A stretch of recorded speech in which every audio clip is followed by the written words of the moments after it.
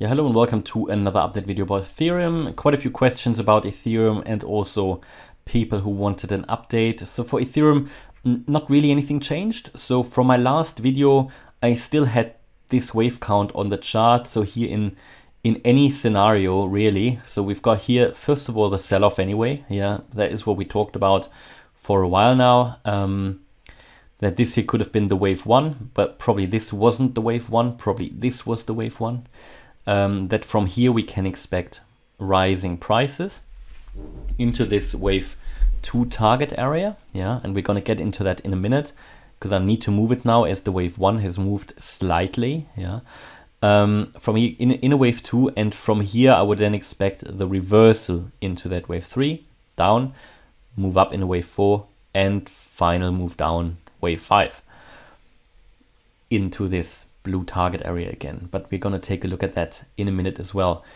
Now this is the first scenario. The other one is that if Ethereum manages to move above the previous swing high here at around 3,600, then it has a possibility to move higher into this range. Yeah, this would then be a bit of a different wave count, and we can be certain, or at least it is much more likely, that if it makes it above that level, that we are then gonna see this extended wave up. Yeah, but this would only be that alternative scenario that I also have as alternative for Bitcoin.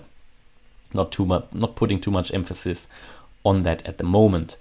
So where is this wave 2 gonna land? So this wave 2 should land.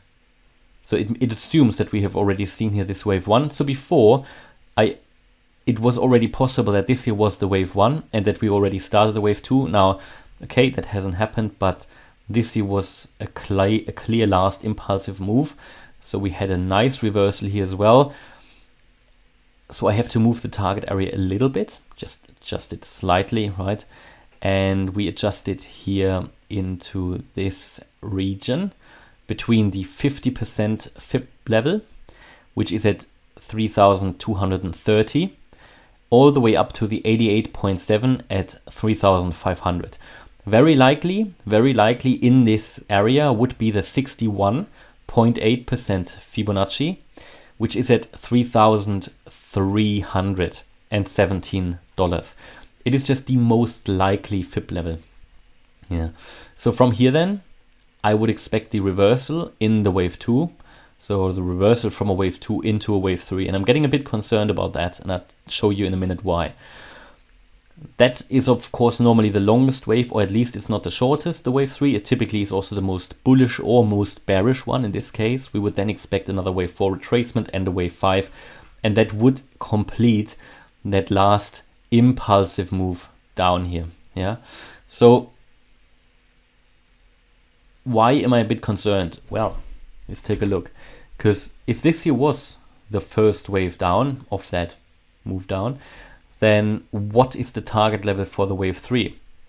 So, as I said many times before, for a wave 3, the minimum retracement is, or the minimum extension is the 1.618 FIB extension. So let's just assume we would only get to the lowest range of that target area. Then you already see that the minimum that the wave 3 needs to do is 2058. Let's say we just get somewhere here into the middle, right? Then what we can assume is that the wave 3 should at least get to the 1.618, and that is here at 2172. Well, what you then get is a wave 4 retracement, all right? Normally around 20-30%. But then the wave 5 could, without a problem, go to the 2.618, maybe even the 3.618. And this is where it's getting problematic, because this means then we're looking here possibly at a 3-digit Ethereum. And we talked about that before. The problem is if Ethereum breaks below $1,700, and that would be here in that region of the 2.618 FIB extension, then we can expect quite a bit of a move down, right? And it could really go into the region below $1,000. And that would then be assuming, and I had the questions before below the comment section. And fair point. So in this current wave count, yeah, it assumes that we have already made the AB wave and that this here down here will be the completion of the C, ideally stopping in the blue target area. This is of course already, we reached it here, yeah, and this is what I told you in November, that this is the area where with the highest likelihood in this wave count Ethereum would turn around. I always told you if Ethereum breaks below $1,700, then this will be a problem.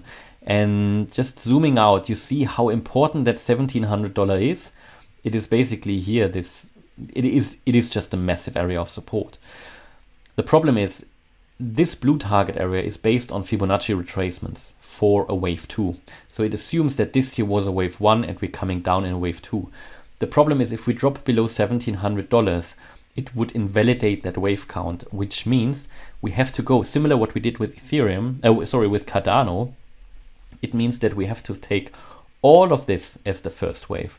So we go to the higher level wave, which means we have to calculate the Fib retracements differently, which means that we are looking at a price or a target for that second wave of around the 78.6 to the 88.7, yeah, with the highest likelihood. And then we could really look at possibly a $1,100 to a $640 Ethereum. Now, I'm just showing you the possibility. So some people might put a stop loss below 1700. Now, I'm not doing it because my view is it will go up anyway. But just saying that is the possibility and that is the risk, yeah, that you have. Now, we need to know that for a wave 2, the 61.8% Fib level is already valid. So it's anywhere in here actually. But the problem is because it's such a huge wave, that first wave, the problem is that the Fib levels get very much extended as well. So for now, I can't give you a more accurate level. We just need to see. And I showed you the 2.618 Fib extension level for that last wave down here. And that would point into that region. So $1,500 maybe.